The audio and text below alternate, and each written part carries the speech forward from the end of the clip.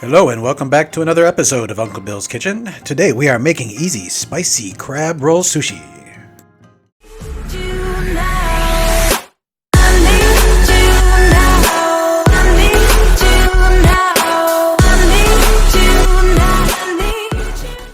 Now the first and most important step to any good sushi recipe is the rice. Make sure that you are using the proper sushi rice, high grade California grown. Otherwise, you're going to end up with something that you're not going to be happy with. Rinse the rice thoroughly to get rid of all that starch, and then place it directly into your rice pan. Add approximately 1¼ cups of water per each cup of your sushi rice. Put it in the pan, cover it up, push that button, and you are ready to go. Now, let's take our imitation crab meat.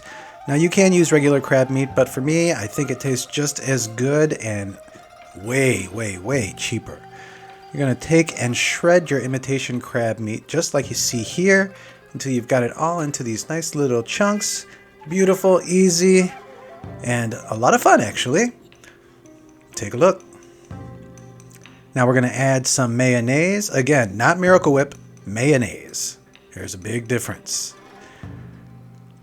Then we're going to add some sriracha. How you like it? If you like it spicy, add a little more.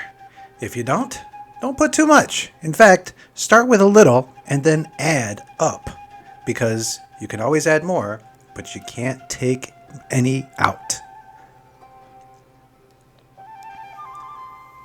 Little taste test. Nah, not spicy enough. Add a little bit more. And we are going good. Oh yeah. Look at that. Beautiful.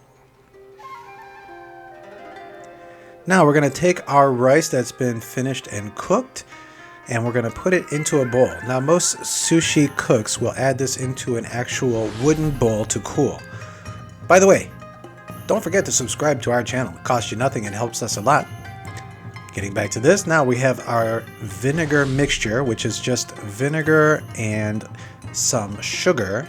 This is going to add a little sweetness and a little sourness, basically an umami flavor. You're going to love it. And then what you want to do is you don't want to stir it as if you're stirring a soup, but slice into the rice and just move it around to help it cool. Again, normally this would be done in a wooden bowl, but use what you got. Stir and cut, stir and cut. Perfect. This is the rice vinegar that I use. All right, now here we go. We're going to take our half-cut slice of nori. We're going to add our wonderful sushi rice on top of that. And we're going to try to spread this evenly out all the way to the edges. Now what you want to do is make sure your hands are a little moist so the rice doesn't stick to you and only sticks to the sushi skin. Then we're going to take some sesame seeds and we're going to put them on top like so. Now I use half black and half white sesame seeds. That's my little buddy Boo Boo in the background as you see him walking by. He likes to make sure I'm doing things right in the kitchen. All right, now we're going to spread a good helping of our crab mixture onto the nori.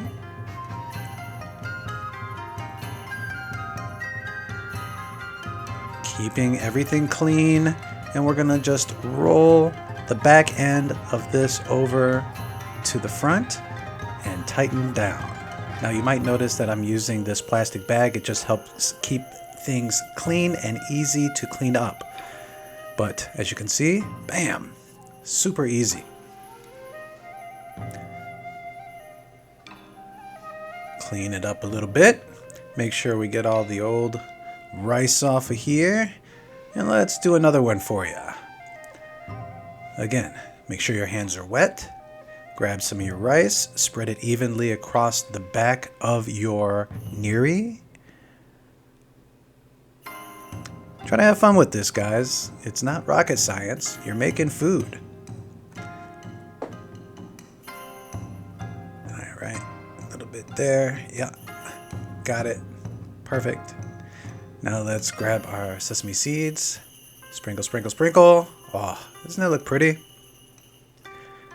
Now if you get having a hard time doing it this way, you can put the crab meat on the inside with the rice, and then you just have the darker side on the outside as opposed to the inside. My wife and I like the way that the rice tastes when it's on the outside, and we also like the way it looks when it's on the outside. As with all things cooking, do it the way you want to. Experiment. Have fun. Life is short. Alright. Make sure it's even. Pull that bad boy out. And now what we're going to do is we're going to cut. Now, add a little water to your very sharp knife. And you're not going to want to cut pushing hard down. You want to use a sawing movement and let the weight of the knife actually just go right down through the sushi. Just like so. Perfect. It's not always as beautiful as they do it at those sushi restaurants, but I'm not making 1,000 pieces of sushi a day. So, stick with me, kids.